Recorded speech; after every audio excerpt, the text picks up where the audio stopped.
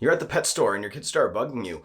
What's this? What's this? You start looking around and you see all kinds of different reptiles, and they see these cute little bearded dragons. They're only a few inches big and they're the cutest little things ever, and they decide that they want one as a pet. And once your kids decide, it's pretty hard for you to say no sometimes, especially to something that's not like a dog or a cat, and it seems like it wouldn't be a big responsibility, so you say yes. It's time to go ahead and get a bearded dragon. In this video, we want to go over whether bearded dragons are a good family pet, the origins of bearded dragons, what it takes to take care of a bearded dragon, why you should get a bearded dragon, reasons why you shouldn't get a bearded dragon, the actual cost of taking care of a bearded dragon, as well as our conclusions on whether bearded dragons are a great family pet or not. Stick with us and let's get into it. Are bearded dragons, or beardies, good family pets? That depends on who you ask and the age of your kids as well as their responsibility level.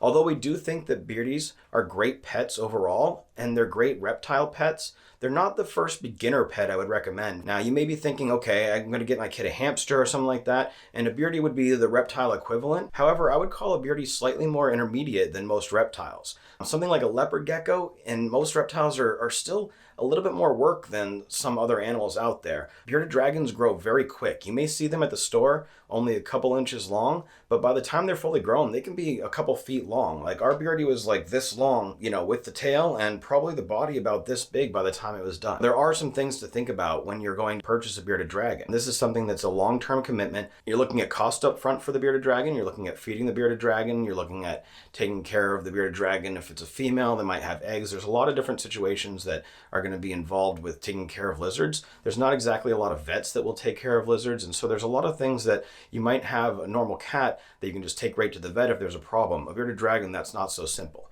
So don't just jump into getting a bearded dragon before you do some research and think about it. If it is your first reptile, we might consider something like a leopard gecko or maybe a corn snake or something that's a little bit more resilient and has a little bit less needs overall. Bearded dragons have a lot of long-term needs, and they can suffer from a lot of different troubles. If you don't identify them quickly or take care of them when they're young, they could cause problems for them for their whole lives. Where do bearded dragons come from? Somewhere really hot.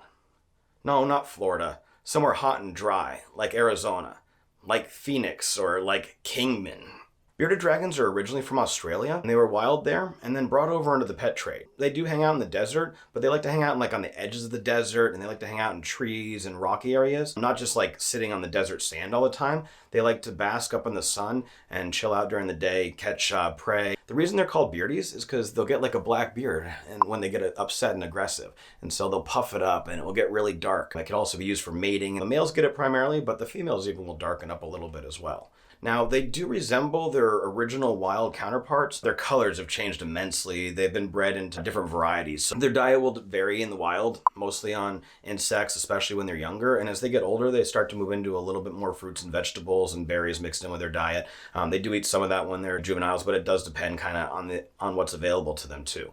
But they primarily will eat insects of pretty much any type. Occasionally they'll even eat a small rodent or something like that if it comes across them, or a small bird. It's pretty amazing if they can fit it in their mouth, which opens pretty amazingly huge, then they can pretty much eat it. That doesn't mean go feed them anything that's that large. That's in the wild where they really need to, be able to eat anything they can. In captivity, you want to make sure that you're feeding them the appropriate amounts of food. Now, why you might want a bearded dragon? Bearded dragons are great pets. You've got beardies that have different scale patterns, different color patterns. Now, they are a lot of work for considering like what a cat might be, but they're also not a lot of work when it comes to a reptile. They are fairly friendly reptiles. They can be taken out of their cages in most cases, although I have had a bearded dragon that wasn't so friendly. They usually don't bite or anything like that, and even if they do, yeah, it hurts. I haven't ever had them personally draw blood, although they have in some situations, I guess. So they're fairly friendly around younger kids and stuff like that. They handle fairly well. They tend to have pretty obvious signs when they're upset, so they'll puff up or they'll get their beard black to kind of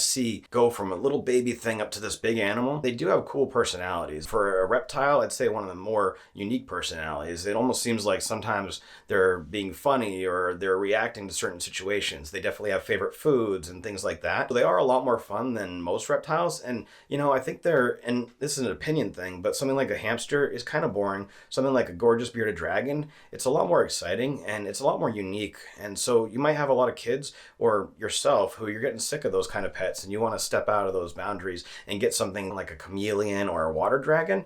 Like I said, they're not necessarily a beginner lizard, but they're definitely not an advanced lizard. Chameleons and things like that, water dragons, things where you have to deal with a ton of different humidity concerns, are a lot of work. Believe me, a lot of work, especially if you live in a dry area. We had two ourselves, one named Morrison. He was just kind of a plain bearded dragon. He was really chill, really friendly. He would hang out on you, he would walk around. And then we had Clementine. She was feisty and not exactly friendly. She was beautiful, and as you're going to see pictures of her here, gorgeous bearded dragon. And she's one of the kind of more specialty types. I think she was a hypo leatherback. She might have been a hypo trans leatherback, but she was a gorgeous girl. We got her at a reptile expo for $250. We really got into this reptile thing. We thought this was going to be a great thing, and we really wanted the kids really wanted me to take them to different reptile expos. After we got that first one, we ended up getting a few different reptiles throughout the years, and it was a lot of fun. But as we'll get into something a little later as to why you might not want to own a bearded dragon, there are some complications sometimes when it comes to your kids and their interests. This is a long-term pet, as we mentioned before, so be ready to take care of it yourself. The growth of a bearded dragon will depend a lot on the individual bearded dragon itself, its breeding lines, whether it's male or female. But in general, they do get up to about 2 feet, some smaller than others. Now, they start out very small. Like when you get them as babies, they're like this big. When they hatch, they're probably even smaller than that. Now, pet stores usually sell them, about a couple inches long. And so they're not very large. It is better to get them as big as you possibly can. But I certainly understand when they're little like that, they're very hard to resist. The reason I say that is because the smaller they are, the more you're going to have to feed them and the quicker they're going to grow. Some Beardies will grow really quick. Morrison came from the pet store at probably, about a couple inches, including his tail. He was full grown to almost 2 full feet within about 3 months. Now, he ate every day. We fed him really well, about 3 times a day, and he never refused food. We varied his diet significantly, and he had really good lights, which is a really important thing, but he ate really well. Now, Clementine, on the other hand, she was a little bit different. She was really picky about foods. She didn't like certain foods. She didn't like waxworms, for instance, which were kind of a fatty food that we'd feed as treats. She really liked mealworms, which aren't exactly ideal for them. She would eat crickets, but sparingly. So she was really picky. I would say it took her more like 6 to 8 months to get to the same size that Morrison was at 3 months. She never got as big as Morrison, and I say she may have even been a male. We're not actually 100% sure, but it really does depend. Some lizards just are going to be real hungry, heavy eaters, and some you might even have to almost force feed them. I would have to spend double, triple the amount of time feeding Clementine as I would with Morrison, because Morrison, the minute you put food in there, he would just eat it. He would eat on his own.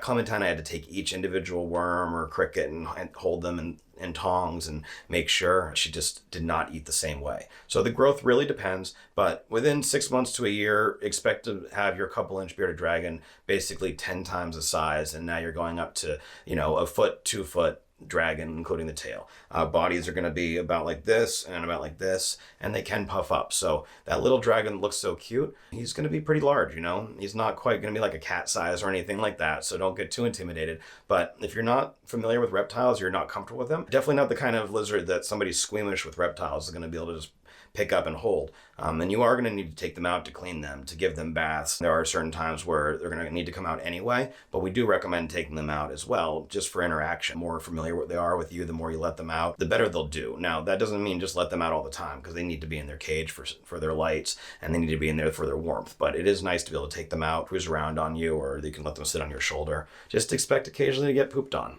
What is the cost of a bearded dragon? Now, the cost up front, you're probably going to be able to leave the pet store for a couple $100, depending on, the quality of the cage you get and stuff like that. I'd say probably about $300 would get you like a pretty nice setup, and really high-end setups, they go for thousands of dollars when you start to get into some really advanced setups. Now, you could get away with it for like $100, but don't do that. It's not fair to the dragon. They're going to need a bigger space. So you can start with a smaller space, but you are going to need to get them a bigger space. So something like a 20-gallon in the beginning would be good for a baby for like a couple months, but within 3 months, like we just mentioned, they could be 2 feet long. And so you definitely don't want anything smaller than what they call a 40-gallon breeder, which is like a 40-gallon wide tank, or you want something that's a little bit bigger. Now, they don't need a ton of space up because they do climb a little. They don't climb quite as much as people might think when they're in their cages, and it gets kind of dangerous when they do. So I tend to prefer the more shallow cages. It's going to be easier to keep the temperatures where you want them, keep everything kind of how you need it.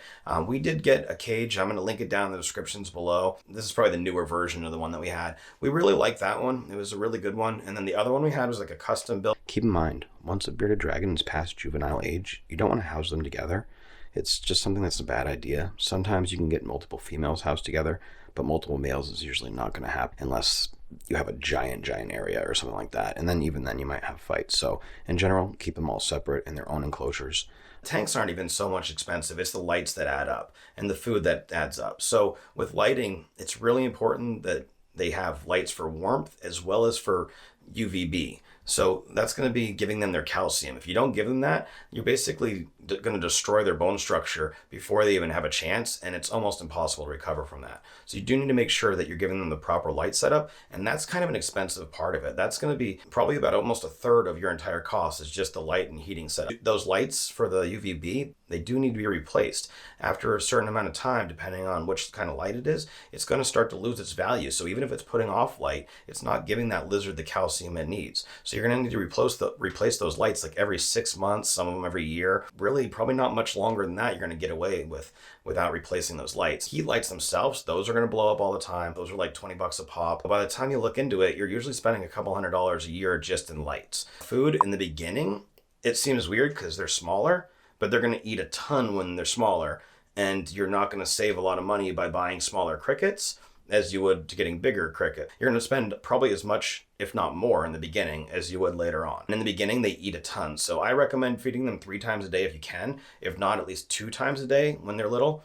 When they get older, you can feed them a lot less. Feed them like a nice protein meal a couple times a week as well. So you can kind of mix it up a little bit more. They don't need quite as much insect ingest when they're not growing. But in the beginning, you want to vary their diet as much as you can. You want to feed them basically as much as they'll eat within reason. You don't want to just shove them full of food. But if they keep eating, you want to kind of count what's going on, and you want to basically let them keep eating because they know how much they want to eat.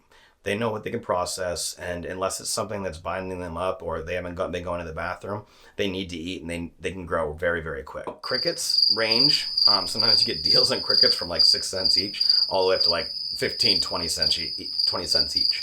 Now, crickets are probably one of the best foods, but you can't just feed them crickets. You have to actually feed the crickets food, and then the crickets gut load with those vitamins, and that's part of what you're feeding to your bearded dragon. So crickets by themselves are actually fairly empty nutrition for them. It's what's in the stomach of the cricket before you feed it to the bearded dragon that's giving them all the nutrition. So that's something to keep in mind when you're doing that. Now, they can eat mealworms, but not very recommended, so you only want to feed them a little bit of those. Waxworms, which are really fatty, but waxworms are a good treat for them. And then I always forget those green worms, but there's a lot of greens that you can feed them as well. We would do kale, raspberries, different mixtures like that, along with their insects. And sometimes when they're younger, they won't eat the vegetables at all. Even some of the older ones won't eat the vegetables. But in general, like the kale especially and things like that, they really ate that stuff up. They really liked it. And that's where they got a lot of their water. They don't tend to prefer to drink out of a water bowl. They like to drink it off things when it's dripping down it. And so in general, you're not going to have to spend a ton of money on that kind of stuff. But you want to make sure that you're giving them greens at least a couple times a week. Now, overall, that's where, once you get going, not too bad on food. I would say when you're looking at one of them, you're probably only like spending like $5 a week at that point in crickets or something like that. Or if you got a good deal with like dubia roaches, you could be spending 10, 20 depending on your location. But it does get a little cheaper as you go. Like I said in the beginning though, I was spending probably about $10 a week on different foods, really trying to stuff my lizard full, gut loading him with really good proteins and stuff, getting different powder mixes. Some of those supplements really add up. So that's the kind of stuff that you want to think of when you're going through it. Overall cost each year, if you were to take about $20 a month for food and supplements on average, and then you were to add that to the $200 in lighting, you're looking at about $340 a year to take care of these lizards. 3 years for a hamster, 15 years for a Beardie, that's 5 times the lifespan. And so this isn't the kind of animal that is a short-term thing. I say I give you a 10-year period, but if they live the whole 15, you're looking into that $5,000 range. When the lizards were young, I probably had to spend at least 15 minutes to 30 minutes a day taking care of them 3 times a day. That's between feeding them, giving them water, and then that's not including the large times you have to take cleaning them, giving them baths once a week or so. When they were older, I would say that went down a lot because they would eat the insects on their own more. They ate a lot more veggies, so you could just give them, a bowl of kale or whatnot and a couple insects, and it wasn't a big deal. You didn't have to sit there and hand feed them each time or make sure that nothing got loose in their cage. And so I would say it's a lot less time, maybe 5-10 minutes a day, and then maybe another half an hour cleaning cages, giving them baths on weekends, stuff like that. So it is a pretty good time commitment, but a lot easier when they're older as as opposed to when they're younger. Just like babies, you have to kind of take care of everything so much more. They're going to the bathroom all over everything. As adults, they sometimes get their own areas, and even though they go to the bathroom in a lot bigger spots, they don't seem to do it as often, and they don't seem to do it everywhere. And so it's a little just easier to take care of in general. They don't kind of have their shed everywhere. They're just not as messy. If you have stuff, they don't tend to ruin it as quickly. Some bearded dragons, though, Clementine, she just would make a mess out of everything for whatever reason. She would just run all over the cage and just act all crazy. So she always was a little bit more work than Morrison, for instance. So even just comparing two bearded dragons, I would say she took 30% more time on average than he did. In conclusion, we do think that bearded dragons are a great pet. However, they're not the kind of family pet that you want to start with a really young child. You need to realize that this is going to be a pet that you're going to be taking care of as the parent. And so in the end, this is a long-term pet. You need to think of them having the lifespan of a dog. You need to think of the cost involved with them and the time involved with them.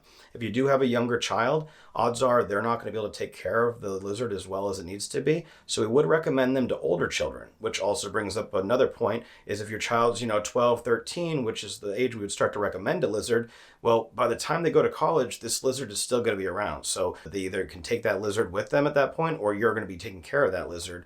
Otherwise, you're going to have to rehome this lizard. And that's unfortunate and unfair to that lizard. Consider the lifetime to be about 7 to 15 years. You never know how long. Ours both lived about 10 to 11 years.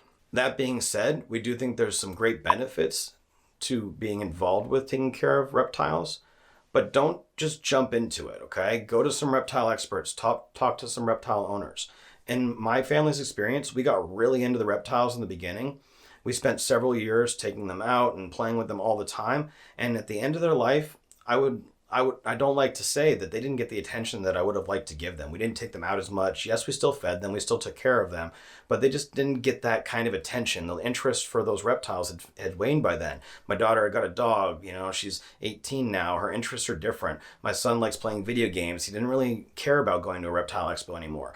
So by the time we had those dragons for about 4 or 5 years, they were my sole responsibility, with them occasionally being interested just in occasionally taking them out or showing a friend them or taking a picture of them.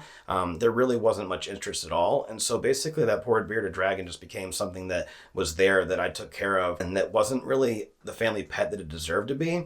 I still took them out, almost out of necessity and feeling like I needed to. I did feel like I needed to kind of make sure I was giving them the love that they deserve. I don't like treating animals poorly, but at the same time, I do think that in the end, they were just not the focus of our life anymore, and that's unfortunate for them, and that's a mistake I want other people to make sure they don't make. I do think that if you're going to get this kind of lizard and you're going to take the time to take care of them and you're into reptiles, by all means, it's a great lizard. I would start out with something maybe a little bit easier like a corn snake or a leopard gecko, but once you're ready to move into something like a beardie, I think it's a great stepping stone, especially if you're not ready for something like a chameleon, a tegu, monitor, something like that that's a little harder to take care of, or you're not into snakes. I think the beardies are going to be one of the best pets you can get. So beardies are a really good reptile. They're a really good pet. As to whether they're a family pet, that's something your family needs to talk about. You need to realize the commitment you're going to make before you start to adopt bearded dragons. Once again, we appreciate you joining us. Please subscribe down below if you want to see more content like that. Everyone said in my last video my skin was too yellow. I'm still working with this color grading and stuff. Go ahead and check out that last video about the 11 safety tips I gave, and tell me what you think in the comments down below. Does the color grading look better in this? Are my skin tones more natural? Or did I make more mistakes? We'll get this down eventually. We appreciate you watching. Have an awesome rest of your week. Thank you.